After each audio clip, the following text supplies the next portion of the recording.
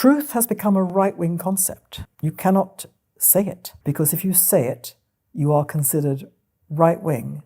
And to be right-wing is to be in league with the forces of evil. I covered Melanie Phillips a few months back in a video titled The Disturbing Logic of the Left. And now she's back with another excellent video exposing the left's hatred for truth, for reality, for America, for freedom of speech, and why they justify political violence to defend their ideology. In light of the recent assassination of Charlie Kirk, it's more important than ever that we revisit the foundation to this disturbed ideology that has driven the left to radical new lows, such as embracing political terrorism. As always, like the video and subscribe to the channel, but let's start with the first part about the left's public enemy number one, truth. Truth has become a right-wing concept. You cannot say it, because if you say it, you are considered right-wing. And to be right-wing is to be in league with the forces of evil. It is a Manichaean division between ideologies of one kind or another and those who don't subscribe to those ideologies. And the ideologies brook no dissent because they represent, in the minds of people who promote them, they represent goodness, brotherhood of man, progress, reason, education. And anyone who opposes them is against all good things. So they are not just wrong, they're not people to be argued with.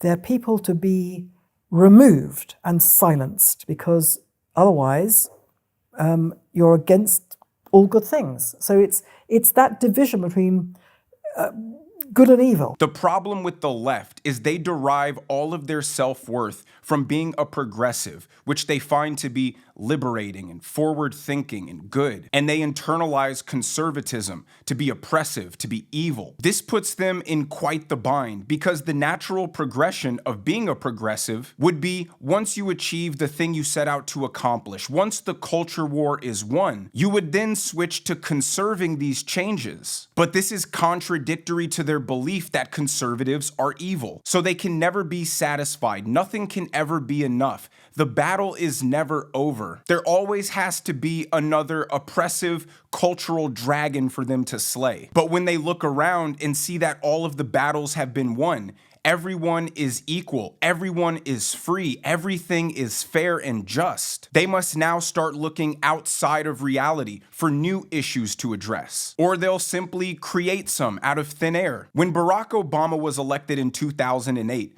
the reason why people were crying on the streets, why black people were okay with voting for him because he was black, despite his policies, is because many people saw that as the quintessential moment where racism was officially defeated, where all historical wrongs had been rectified, and we could all finally close the book on racism in America. Most of us thought there was no better proof that America was not a racist country than a black man being in charge of a majority white country with a history of systemic racism against black people. But then emerged the prominence of critical race theory, which said Obama's election is actually meaningless because America was founded as a racist country, because all of our institutions were created at a time when America was racist. Racism is actually baked in to every aspect of American life. And it wasn't just that racism was still prevalent, it was that racism was just as worse, if not worse,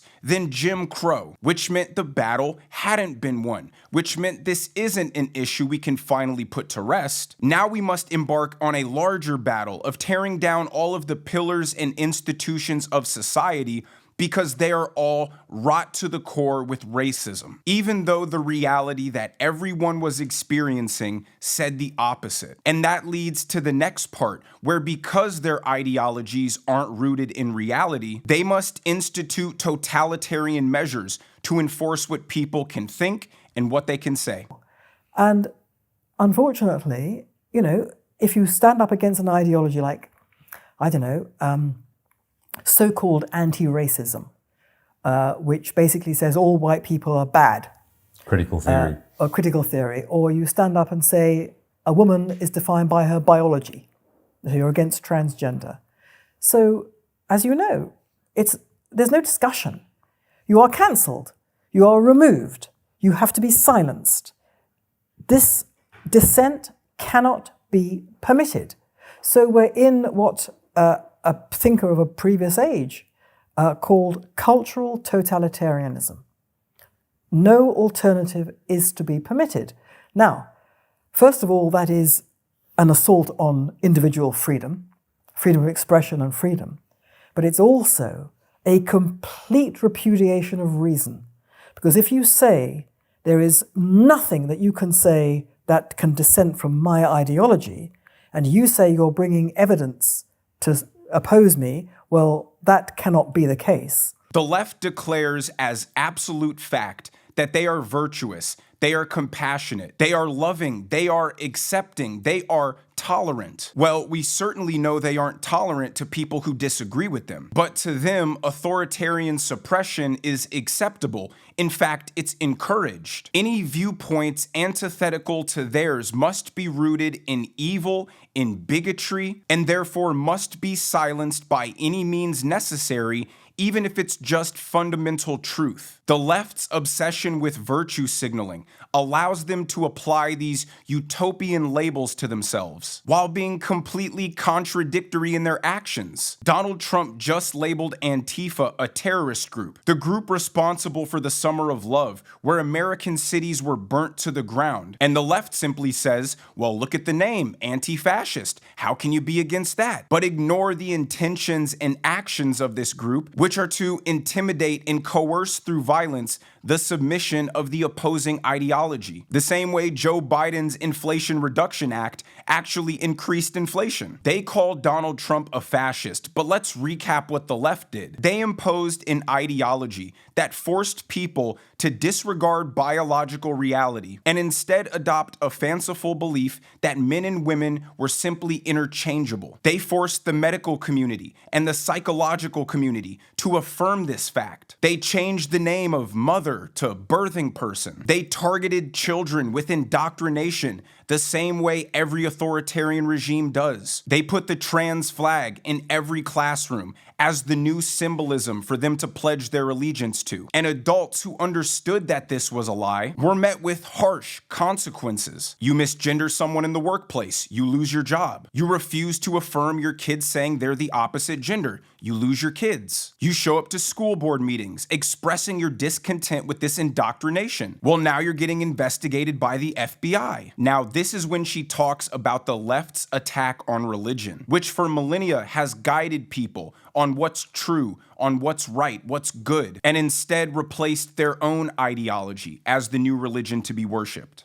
If you're denying evidence and reality and thinking and engagement with an idea, then you're denying reason itself. And so the irony is that in an age of supposed reason, we're so rational that we've dispensed with religion. Only idiots have any kind of religious sense because it's not based on reason. That's the thinking. So we're so rational we've got rid of religion, and yet we are repudiating rationality completely.